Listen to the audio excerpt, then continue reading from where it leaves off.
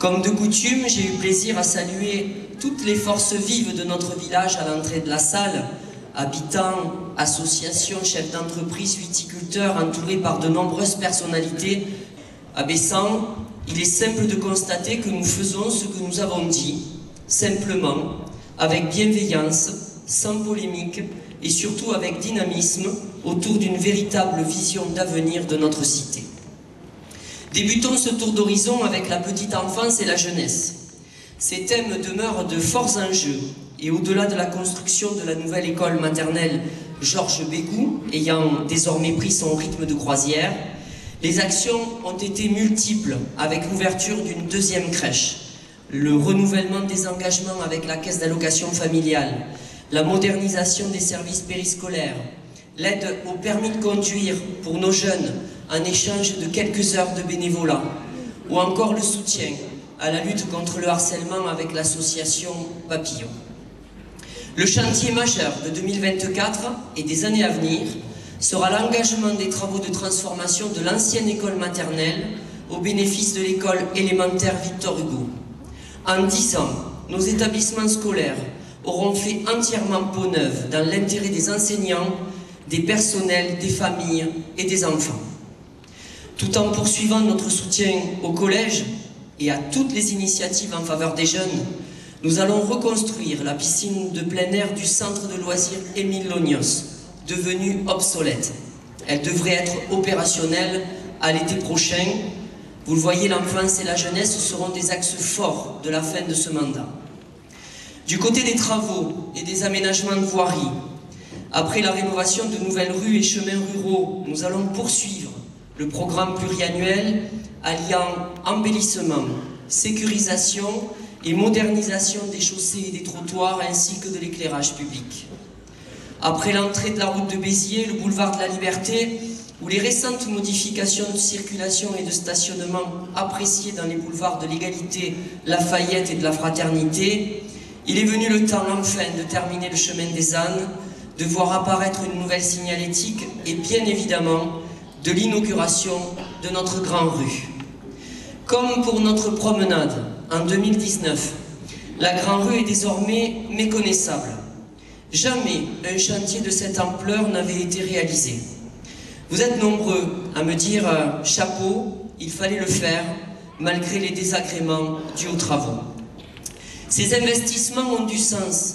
Là aussi, en 10 ans, l'espace Baldi a été créé, la place de la promenade métamorphosée, la Grande Rue transformée, et nous poursuivrons cet élan pour que le centre-ville continue sa mutation avec des espaces publics de qualité et des commerces et services à l'attractivité améliorée. Justement, côté service, notre bureau de poste a été maintenu par le service régional de la Poste grâce à sa mise en accessibilité par notre mairie. Et nos marchés, toujours plébiscités, sont en permanence développés. Tout est fait au bénéfice des commerçants et des habitants du centre ancien. La voirie départementale n'est pas en reste. La route de Coussergues va être terminée jusqu'à l'entrée de Bessan. Et j'ai même le plaisir de vous annoncer la réalisation par le département d'un giratoire fin 2024, début 2025, entre Saint-Ibéry et Bessan, au niveau de la déchetterie et du restaurant de l'Hacienda. C'était attendu depuis plus de 30 ans. Et nous n'oublions pas également un petit mot à ceux qui ne sont plus là, parce que c'est aussi une action importante avec un lieu cher à tous les habitants, c'est notre cimetière communal, aux allées en permanence améliorées et dont l'extension est également en cours. Bessan, c'est un patrimoine qui n'est plus oublié, dernièrement avec la réhabilitation de mobilier dans l'église, prochainement avec la réfection de la pompe dans la rue du même nom, et surtout avec notre moulin Bladier, pour lequel les premières études sont enfin terminées. Sa sécurisation et son confortement sont désormais à l'ordre du jour, alors que ne s'ouvre une nécessaire période de recherche de financement. Fort de ses richesses du passé et de son attractivité d'aujourd'hui, Bessan grandit. L'ouverture de 2 résidences, les Lucs et l'Anisette, est venue répondre aux besoins en matière de logement. L'amélioration de l'habitat est aussi importante et nos initiatives sont fructueuses avec la redéfinition des axes prioritaires pour aider financièrement les propriétaires à la réfection de leur façade. En matière de solidarité, aider, soutenir les plus fragiles, sans jamais tomber dans l'assistanat. C'est ce que nous avons choisi de mettre en œuvre, avec un service social adapté, un centre communal d'action sociale dynamique, et je salue les administrateurs présents, une maison de retraite médicalisée à la pointe, et des ateliers réguliers, notamment en informatique, avec la pérennisation du poste de conseillère numérique. L'année 2024 verra l'ouverture du centre socio-culturel sur les fondations de l'ancien centre social, rue des Anciennes Écoles.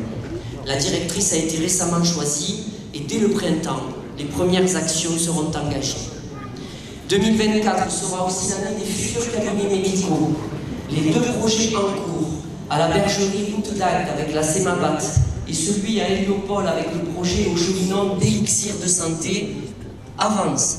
C'est toujours un peu long, mais cela devrait permettre l'arrivée de nouveaux praticiens dans les mois et les années à venir, des professionnels et des professions médicales désormais regroupées autour d'une CPTS sur le bassin agatois, et je les salue. Bien vivre, c'est protéger nos ressources et notre cadre de vie.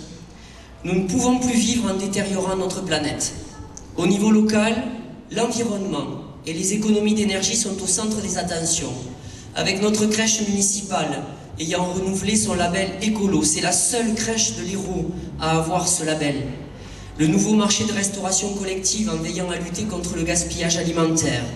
Le pont à Écureuil sur la route d'Agde.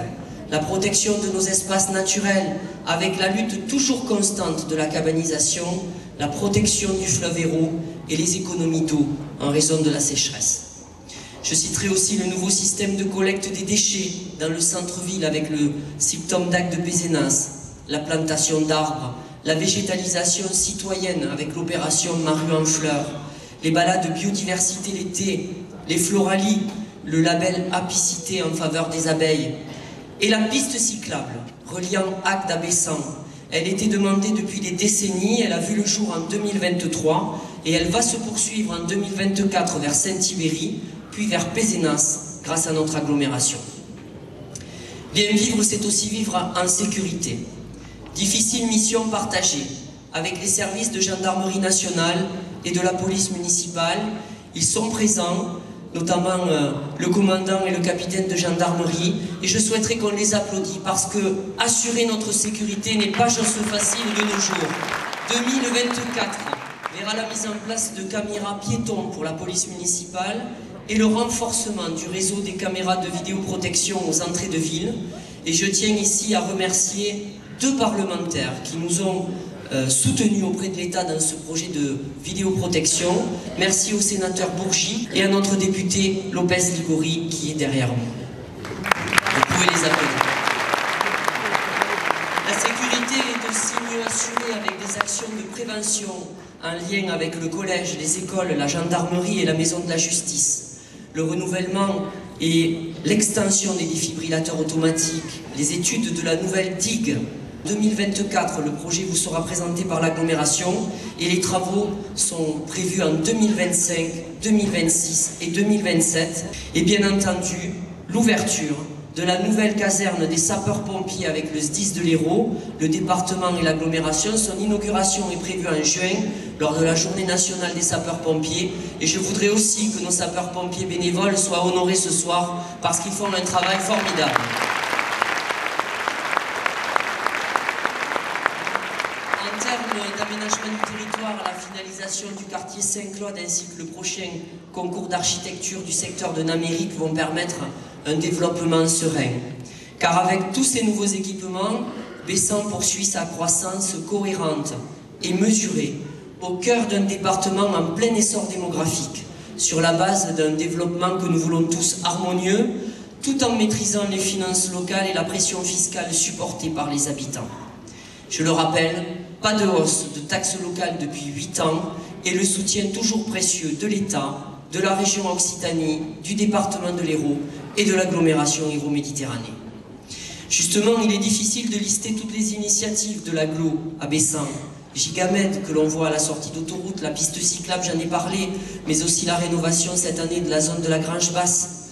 Je soulignerai bien évidemment les travaux imposants, enfin démarrés de l'espace commercial Héliopole. Ce développement économique à la sortie de notre autoroute A9 sera source d'emplois et de services nouveaux. On me demande ce qu'il sera possible de trouver sur place. Alors je vous en dis quelques mots. Il est évoqué des magasins de sport, un cabinet médical, un concessionnaire automobile, une enseigne de décoration et d'autres commerces que l'on ne trouve pas dans le centre-ville. L'objectif est d'être complémentaires. Un des fleurons de notre action, actuelle et future, est l'espace municipal Paul Ricard, pas très loin d'ici. Fermé en 2018, l'ancienne usine a été rachetée en 2021 par la ville. Depuis, les études ont été lancées. Vous êtes nombreux à avoir participé à la large concertation. Les grands axes ont enfin été choisis. Le site verra la construction d'une nouvelle salle polyvalente, d'un pôle pour la vie associative, d'un pôle culturel, médiathèque, d'une nouvelle salle pour la jeunesse, au cœur d'un espace de détente boisé en cœur de notre village. Les bâtiments en mauvais état, contenant de l'amiante notamment et n'étant pas adaptés à notre projet, seront entièrement détruits. 2024 verra la fin des études, 2025 la destruction des bâtiments et 2026 le démarrage de la réalisation de cet équipement public dont Bessan a besoin.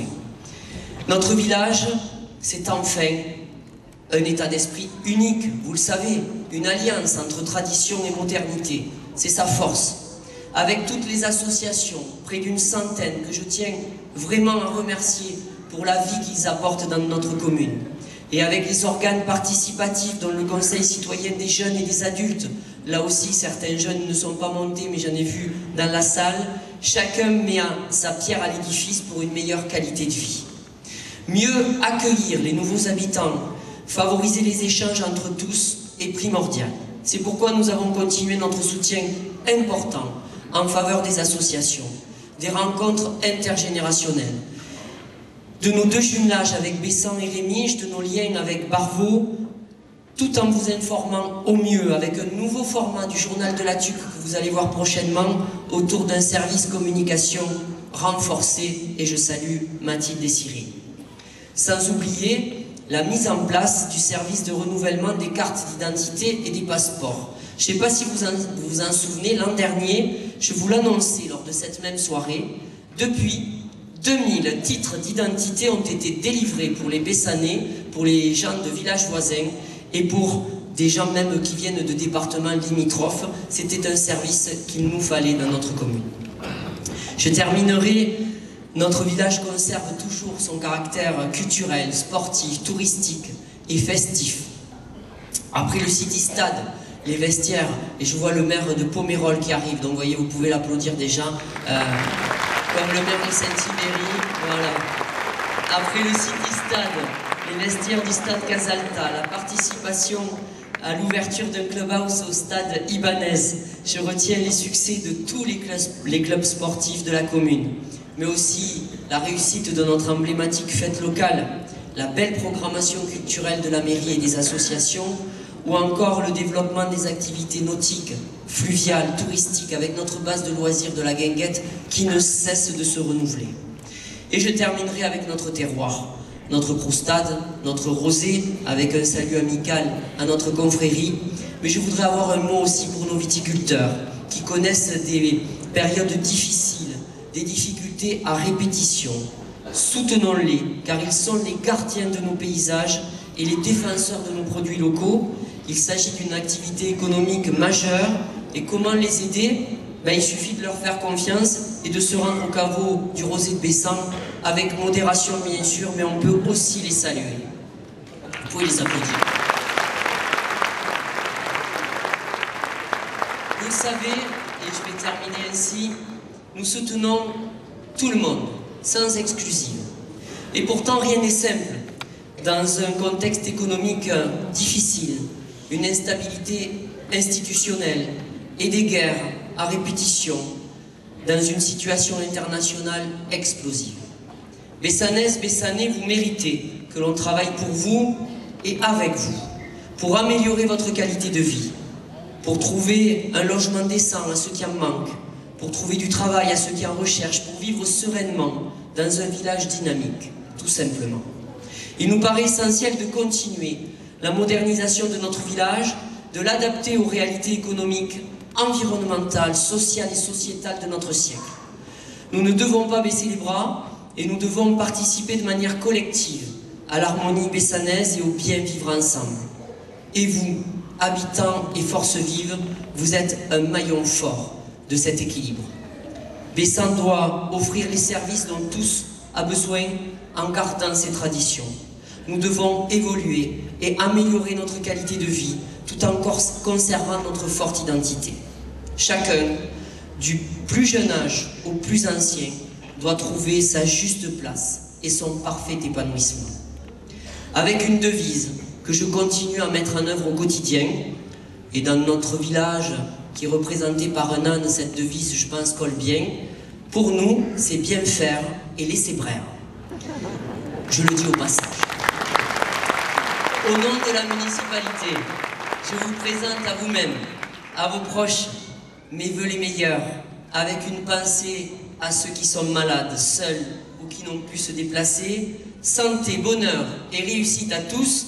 Vive Bessan, vive les Bessanaises et vive les Bessanais. Merci.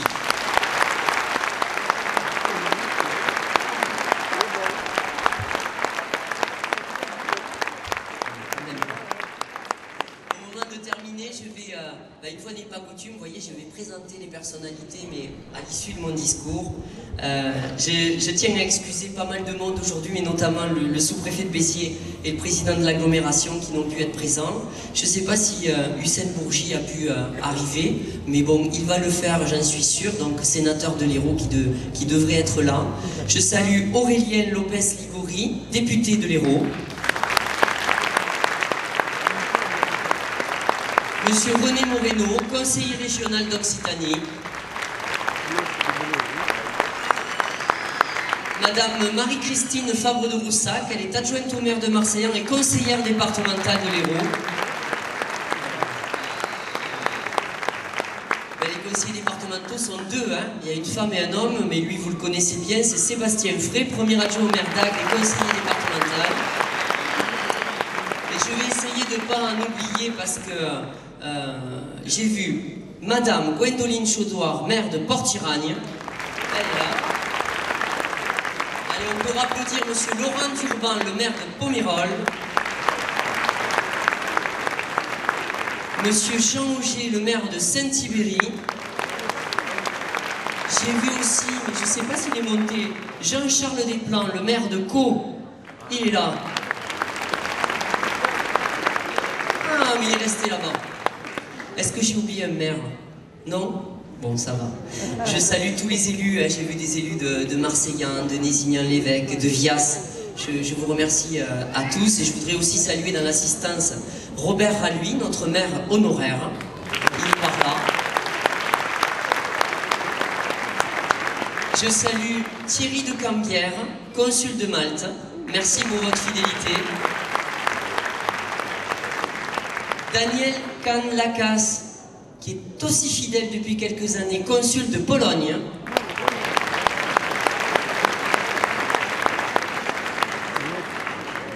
Vous ne pouvez pas les manquer, hein. Miss Bessan et sa première dauphine, qui sont fidèles, merci Léonie.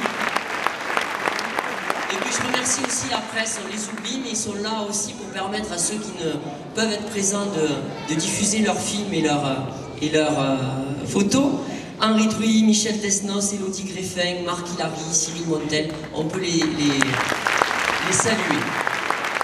Et puis je clôturerai par ceux qui m'accompagnent au quotidien, ils sont derrière moi, avec leur personnalité, leurs compétences, et je le dis, surtout leur efficacité.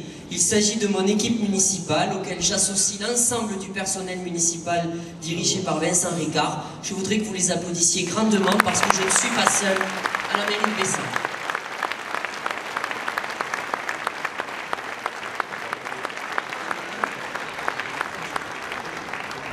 Alors, vous savez qu'on remet un chèque à l'issue, mais avant le chèque, je vais vous dire qu'on va terminer par un cocorico. Vous avez compris. L'affaire inédite du coq de la Croix de la Mission a été médiatisée, je n'y reviendrai pas. Le coq est revenu et il va être officiellement remis à la ville dans quelques secondes par la gendarmerie. Il sera replacé sur le sommet de la Croix de la Mission dans quelques semaines. Et croyez bien qu'on va le fixer pour qu'il ne s'envole plus.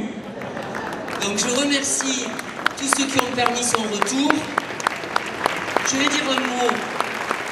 Applaudissez le coq.